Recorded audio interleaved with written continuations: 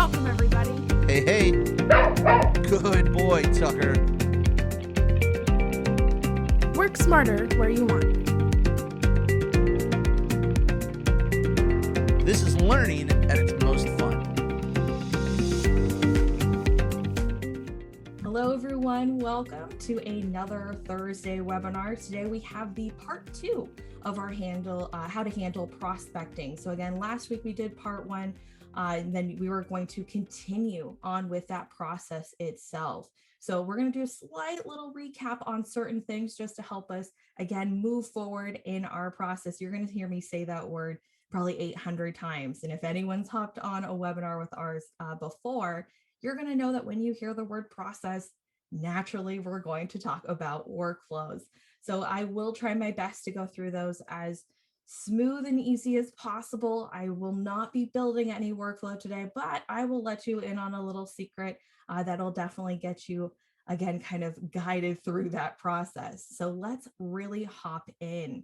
Now, again, last week we did do part 1, and of course, we're going to talk about really those statuses and category. Just as, again, a reminder, status is that highest level of customization that you can really do. But at the end of the day, status should help answer, who is this person to us? Are they a lead? Are they a prospect? Are they a client? Are they a former client? That's what I'm really talking about when I reference statuses. So if you're looking at my screen right now, you're seeing kind of that top column. So again, you kind of have those lines in between. You have that lead, prospect, and that hopeful, eventual client. Underneath that is the category. Now, category, kind of think of that as like the subsection to status. This is where you can segment that business further. So every now and then we'll get that question, oh, hey, Catherine, I've got all of these lists in here. How in the world do I, list it further? I want to kind of get it really specific. Category is where we can start to get those more specifics in here. So again, status is going to be on the top of this equation. Category is at the bottom. And in here, again, we have those warm, goes to cold, hot, pending. You see the devil, AAA, things like that. Now, the biggest thing I'm going to stress with this page here, this is definitely going to be something that we'll recommend. Use those statuses, use those categories. That's going to truly help guide us again through what we're really working for. But more importantly, this is going to help get those details about those contacts in our CRM. Every now and then I'll hop into a new user or users that have been with us for years, and I'll see not specified use for everything. And I cringe a little inside because, again, this is where we can use our terminology, really help guide us as to where we are at within that whole prospecting process.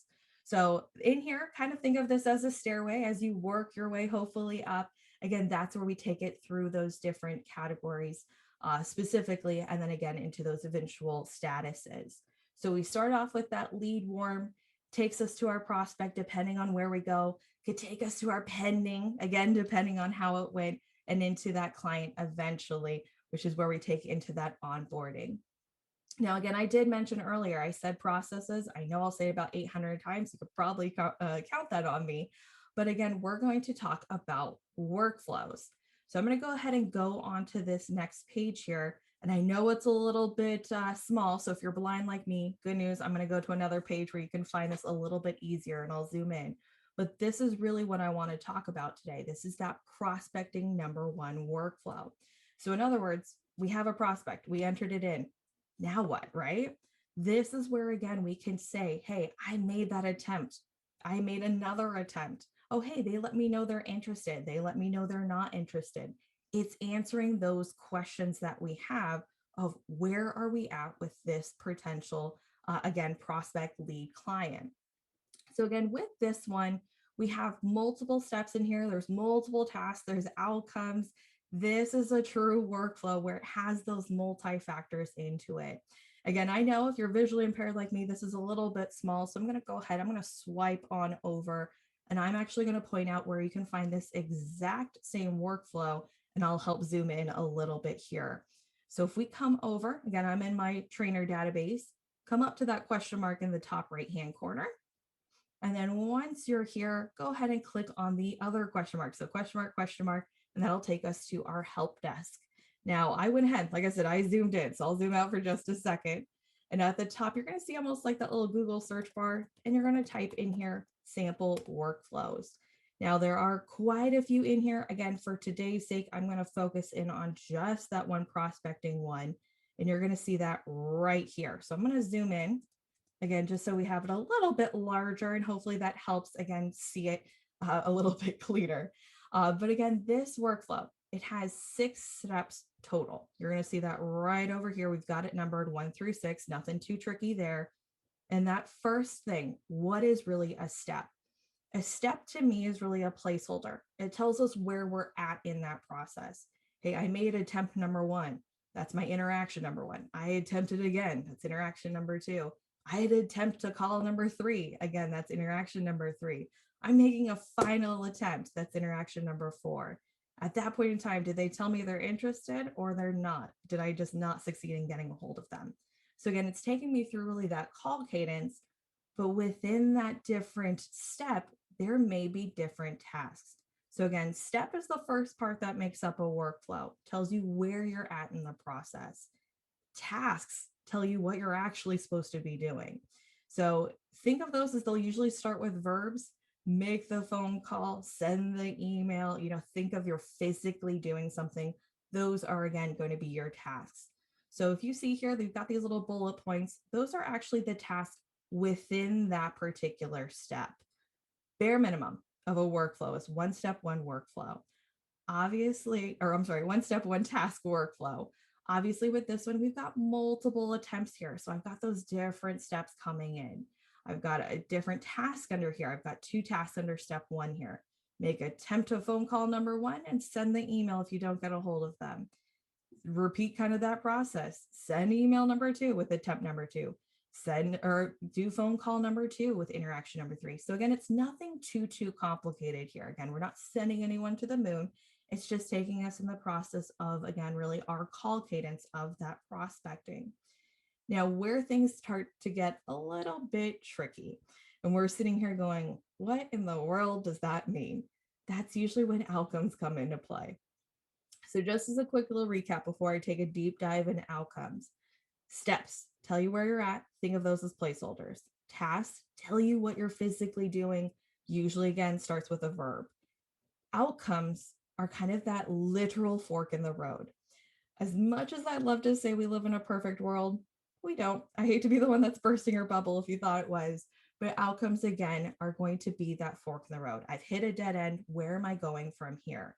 With this particular workflow, especially under step 1, I can have several routes this could go. I can make the phone call and successfully get a hold of them.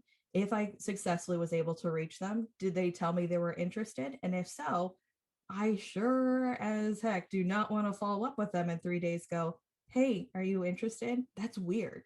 That person's going to feel like they're having deja vu going, I just told you 3 days ago, yes, I was. So one outcome is the most exciting outcome. It's the positive one.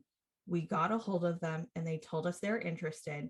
I can bypass the attempt number 2, attempt number 3, attempt number 4, skip over not interested because we know they are, and hop all the way down to the last step to actually move forward in my process. So again, that's one possible outcome. That's not the only possible outcome. The second could be I reached them or I got a hold of them and they said, no, thank you. Thanks, but no thanks type of thing. Well, again, I don't want to attempt 3 days later for them to just tell me no again. Try again a week later just for them to tell me a no again. I want to be able to, again, skip from all the way up here down to this last step right down here. So again, we've got 1 attempt, the positive route, 1 attempt, I'm going to say it, the negative route. The third is, well, what if we don't get a hold of them at all? That is where we can then take us to that second attempt, step number 2 here. So again, we have those 3 different possibilities.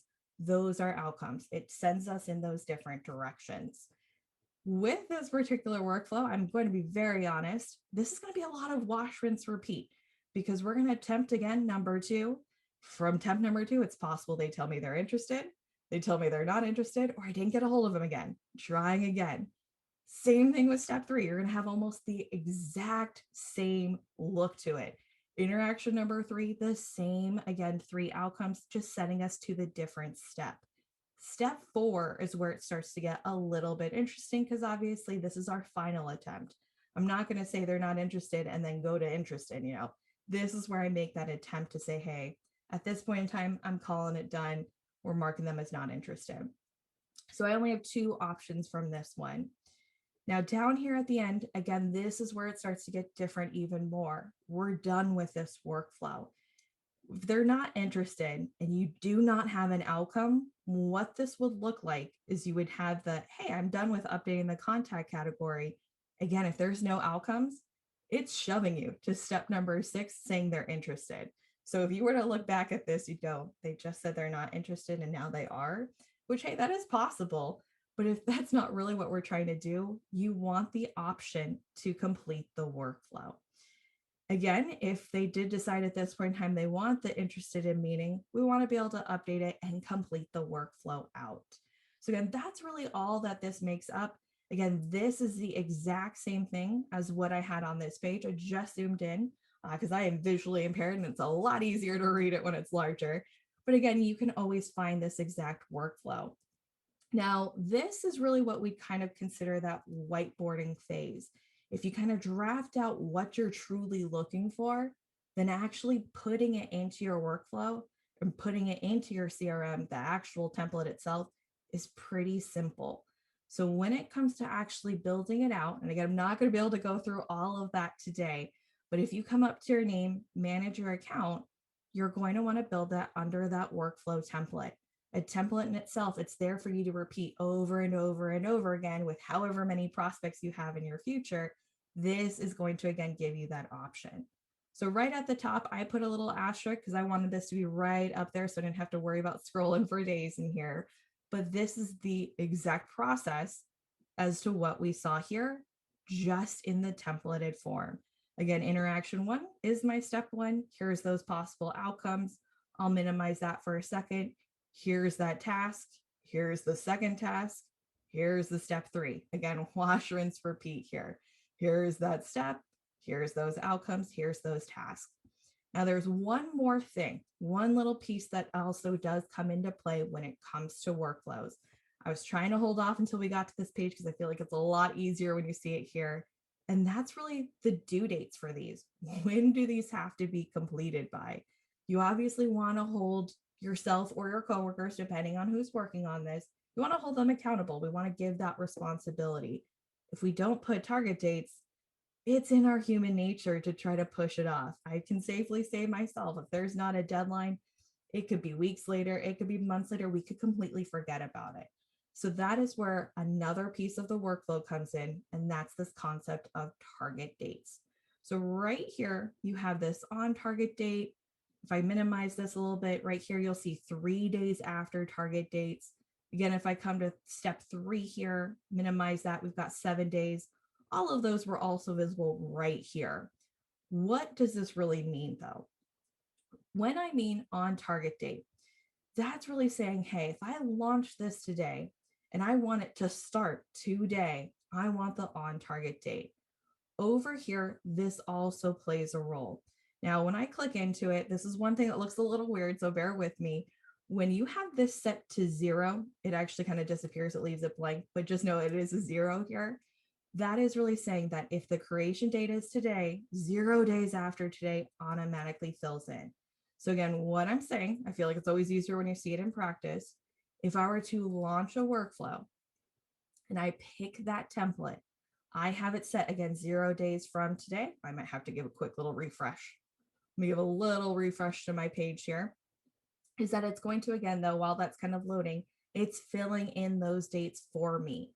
So if I want it to be due 5 days from today, well, then technically I could set that number of 5 days from creation date. All right, let me go ahead and let me attempt this again. Come on up to that quick add workflow, prospecting workflow number 1. Okay, so I apologize. Mine's being a little glitchy. You might have to go to another page and I'll show you how it does in real action.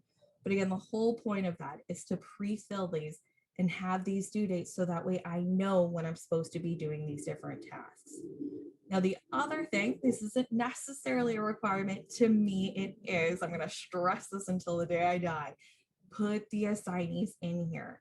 Just like the target dates, if you don't have the dates of when it's supposed to be due by, if you don't assign who it's actually going to be done by, no one's held accountable. So make sure you're putting in who is actually going to be doing these tasks. You do, again, have 4 different options. User, exactly how it sounds. Don't overthink that. If it's always the same person that does it, so let's say that it's always me, this is where I can actually pick, hey, assignee to Catherine Beltran. Well, maybe it's not always me. Maybe it's me or my counterpart, my exact equal. That's where maybe a team makes more sense. This will assign to multiple users. It's kind of like a first come, first serve. Whoever is able to complete it first marks it as complete, problem solved, we're all moving forward. Role could be very useful if there are multiple advisors, multiple customer service assistants or admins. There are multiple of those kind of positions. Roles are going to be the go-to option for you. Really what this does is if you have this workflow and it says role of, let's just pick advisor here. What that's saying is if I applied it to one contact and I am the advisor, it's going to automatically fill in my name there. But if my coworker uses the exact same workflow, applies it to their client, it would fill in with their name. So it makes it so that we only have one workflow, but it drives it based on the client themselves. Now, the last one is your creating user.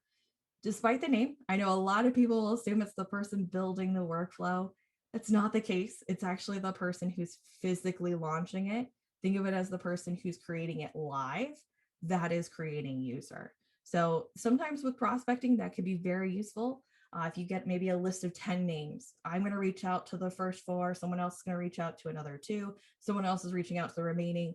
Again, if we kind of have it where we have our own little group, I'm going to stick with that person until we get them onboarded, then that could be where creating users is very useful. Again, you go through that process.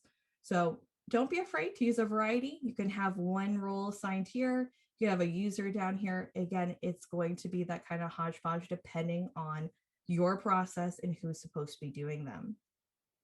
So again, this is really that workflow. I know I went through that somewhat quickly, but again, try not to overthink them. Think it pretty literal and you'll be okay. But if you are new to workflows, this is your first real glance at looking at them and you're sitting there a little glossy, feeling overwhelmed. My big tip here, we actually built out this exact same workflow during our R2 online. So if you were unable to join us there, good news, we did record it. I'm actually going to come back to my help desk. Actually, you know what? Let me come back here just so that way you know it again. If you click that question mark in the top right, come on over to, again, the other question mark, help desk, help desk. Once you're here, red tail training. And then once you're here, if you scroll down, you'll see best practice, R2 Online's right here. Again, we built out the exact same workflow as what we just saw. So if you're not sure where to even begin, that's a really good resource for you to build the exact replica. Besides that, though, again, you've built it out. Now what? It's just going to sit there dormant? No, of course, we want to use that process. So how do we actually use it? You have 2 options here. One is you can manually add a workflow. If you come up to that little quick add, that's that plus sign at the top here, come on down to workflows. This is one way you can actually launch a workflow. Again, it'll pre-fill with as much as possible. There's that target date finally clicked in for me. Again, this is one option. Nothing wrong with it, as long as, of course, you remember to actually click up here. So again, your name, or I'm sorry, no, come on up to that quick add, come on over to workflow, and then again, pick the template you're applying. Now, what I was trying to focus on earlier, if anyone happened to see it, I did say earlier that we had that whole concept of that creation date. The whole template here will pre-fill as much as possible, again, based on what you've built out for the template. So this is one way. What's the second way? The second way is actually the method I prefer, and it's just because it takes a lot of the guesswork out of the equation. Things happen in the background for me. I'm all about working, smarter, not harder. This is where automations come into play. Now, in automation, I am going to build that because they're actually very easy to build. They're very fast to build, unlike workflows where there's a lot that goes into them. Automations are really just an if something happens, something else can happen in exchange. So for example, this workflow, If I wanted this particular workflow to go ahead and launch automatically for me anytime I add a contact that's labeled as a prospect, I can do that. So how we're going to do that, we're going to come up to our name in the top right-hand corner, come on down to manage your account. So your name, manage your account. Once you're here, if you look almost perfectly in the middle of the page, you're going to see manage templates. We're going to click second from the top and do automation templates. So I'll click on that here. And I'm going to go ahead and click on the add button in the top right-hand corner. So again, just a quick recap, your name in the top right, manage your account, and then automation templates. Now, once I click add, this is where we're going to start to just kind of fill in the equation. So right here, I'm going to say new prospecting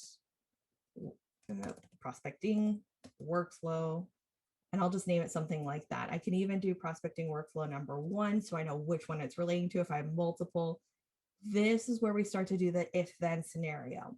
What is it that I physically do that'll trigger that workflow in the background? Well, I'm physically adding in a brand new prospect into my database. So my trigger event here is the contact added.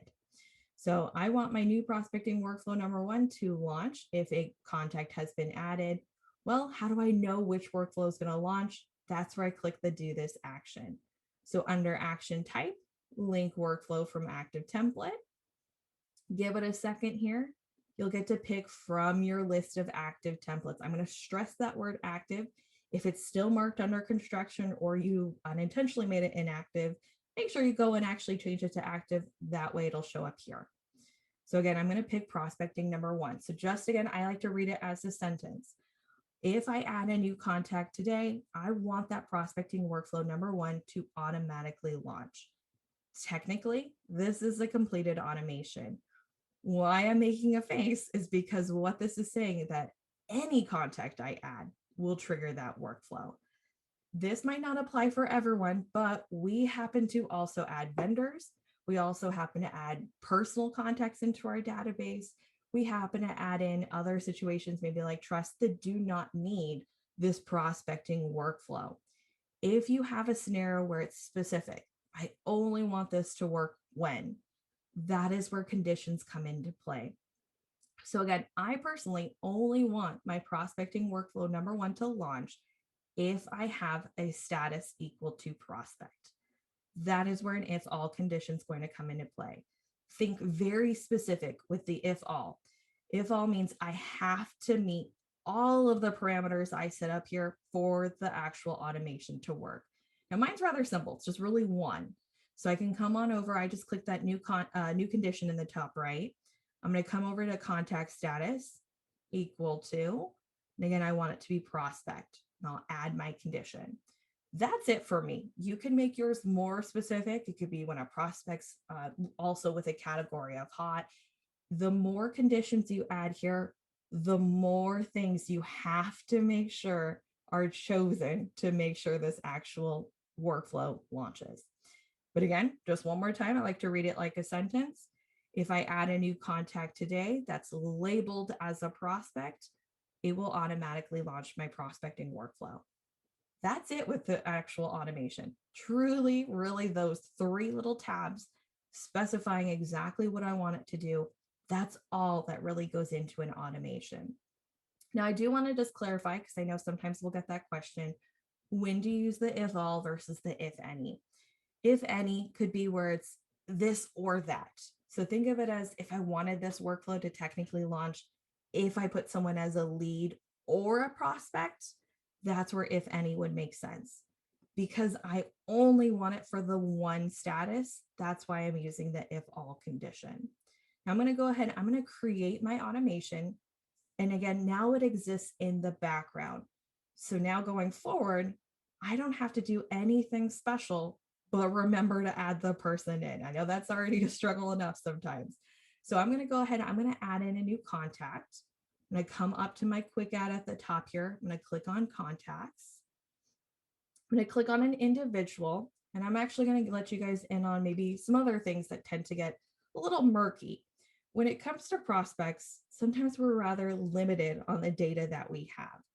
For sure, I've got their first name and their last name. Well, maybe I don't have their employer, their job title. I have no idea if they're married just yet. I'm not sure what I should name their family. I don't know what their spouse is employed, if there is a spouse. I'm not sure what their address is. I didn't get a phone number, but I did get an email. If that's all I have, that's all I have. I can come in here, Maura at, I'll just put email.com. Again, I'm not going to create anything real just in case. I've got that email address. And again, this is the true star of this section for us to, again, make that automation work. If you guys can remember, I just put that I only want that workflow to trigger when I pick a status of prospect. If I do not change this to what I just did, that automation would not have worked. I would have had to launch the workflow. Again, I'm not all for extra clicking. I hope no one else is on this call. So this is the one thing you truly have to add to make sure that automation works. Now, maybe that's all I have. Again, I have a first name, a last name, and email, just because that's the one thing I had in my status of prospect. Now, I'm going to put this also as, I'm going to put it as cold for now. I haven't quite really gotten that much communication. Again, I want that actual interaction to trigger so that way I can see kind of where we're at in this process. But again, I'm going to use that category of cold just to further add details. Now, that's all I'm going to worry about today. I'm going to come on down here, save my contact, give it a second here, let it load. I've got her name up here at the top. I've got that email. But if I look right here, there's one active workflow. If I click on it, there's my prospecting workflow number one, the exact one we were just looking at as a template. That is the true beauty of automations. If I did not have an automation, all that would have been different is I would have, one, come up, add the contact, fill in any of the details that I did have. Once it loaded in, I then would have come up here and launched the workflow manually, quick add workflow, and picked the workflow template. So again, not exactly rocket science there, nothing too extreme, but it saved us that extra step of having to launch the workflow. It automatically did it for me. More importantly, it also assigned who it's for and gave us that due date. So again, I added in Mabel today. We're going to make those first attempts today. I'll see those tasks right over here under her contact. If I come back actually to her main contact page, give that second to load. There we go. If I scroll to the very, very bottom, you will also see the open workflow tasks. There's also more locations though. If you come back to the today page, anything that is assigned to you that is due today will show up right here under workflow tasks to do today. What if you get behind? Or what if it's one of those days where, hey, we've got extra time on our hands? They're far and few between. I get it. But if you can jump ahead or you happen to fall behind, it's not the end of the world. It's life. We get it. Over here, you're going to see the number, of course, will vary. This will show you your real laundry list of everything that you're responsible for. It'll give you when it's supposed to be due, if there is a due date. Again, don't really be us, try to have those due dates in. And it'll show you, okay, here's all the things we're behind on. Don't be us. I'm going to keep saying that. And everything that's still outstanding that is in the future. This is, again, everything that's assigned to Tucker. That's who I'm logged in as. This will be unique to every single person. So again, workflows can show up on the main contact page. It can show up on the today page. It will show actually technically two pages on the today page right over here and also down here. You can also have your preferences to show them on the calendar. So if anyone lives, eat, sleep, breathes right on this page, make sure just under your name and preferences, you can have show workflow tasks and you'll see them just like these ones here. If I click on it, it takes me almost full circle back to the original workflow page that we were looking at. So then from here, this is actually where it gets easier. I will say it, just I'm going to admit it right now, the building is the more complicated part. It's not, again, that it's extremely hard to really do. It's just there's a lot of moving pieces that you want to make sure are accurate. This is the easy part. If it's assigned to you, complete it. When you're done with it, come on over to the right-hand side, hit complete, move forward from here. I know this is me. I'm going to just go ahead and say I did it over on the back end here, complete it. I'm all done. This is when I get to pick those outcomes. So from here, I've got this step outcome. This is where I then get to figure out, hey, where am I going next? Did I successfully get a hold of her or no, I did not? I'm going to say for this sake, no, I'm say left voicemail, going to keep it really simple, complete my step, move on to step number 2 here. Send prospecting email number 2. And you know what? Let's say I jumped ahead. We actually did, maybe she called us back, whatever the case might be. I'm going to go ahead and complete it. And I'm actually going to say she's interested. Now, when I pick that one, again, interested in meeting, complete my step, I'm obviously skipping over interaction number 3 and number 4 and the not interested step and coming on down here. This is, again, where those outcomes will really make sense. You don't need to go to these steps if they do not apply to that scenario. So from here, you're just going to keep that wash, rinse, repeat. Complete when it's yours to complete, complete again, and you're done again with that workflow. Now, before I really do that, I actually want to bring up something else here because this is, yeah, I'm going to say it one more time. This is that process that you have. This all started from when I added in that prospect. I'm working through this. Good news here, or bad news, depending on, again, how you want to look at it. It's more work. If you update something like a category or a status, that could trigger technically a second workflow. So again, if I complete this process, that process could lead to another process, which could lead to another process. It's almost that like box within a box within a box scenario. If I go ahead and update this contact category, category could technically trigger another workflow. Same with if I just schedule the discovery meeting. If I schedule this meeting, this is going to still be a physical activity. I would come up, schedule the activity, discovery meeting, type in the subject, I'll put it for Mabel. There she is right there. I picked that date. Let's go ahead and say she's coming in on the 4th at 10:30 in the a.m. Again, I would change this so that way it matches it. This is the actual scheduling. So you can have a task within a workflow that's telling you to do something else like an activity. It would just be, again, following those tasks that are telling us to do something. Now, again, where I was going with this is that you can have more automations do things for you. So if I had to schedule that discovery meeting, as much as I love to say that we just show up for meetings and it goes off without a hitch, that's not the case. There's usually a preparation that goes into it. There might be paperwork. There might be a presentation that we have. There's going to be follow-ups that we do. There might be actual account openings that we have. Again, this leads to more things. It's that kind of ripple effect. You can have that automation. Now, I'm going to just kind of open that in a new tab here really fast. So if you come up to your name, manage your account, open link in a new tab, just bring that over one. There we go. Automation template, just to kind of show those different examples. This is what they can look like. So this very first one, right over here, it says trigger event status change. I'm going to click on that here so that we can see what it looks like. What, again, this is saying is that if I change someone's status, what do I want it to do? Oh, I want it to link another workflow. But again, I don't want it for any status. I want it specifically when it's an active client. Where I was saying earlier with that whole change category concept is if I have, again, more specifics, category equal to, let's say, single A, that would be another parameter I would have to meet. But again, this is all working on me changing that status. So again, think prospect to client, automatically linking that workflow in the background. Well, maybe we don't have that. Maybe it's, again, that discovery meeting. We haven't quite got them as a client just yet. They're still a prospect in our database. You can technically have an activity added, trigger a workflow.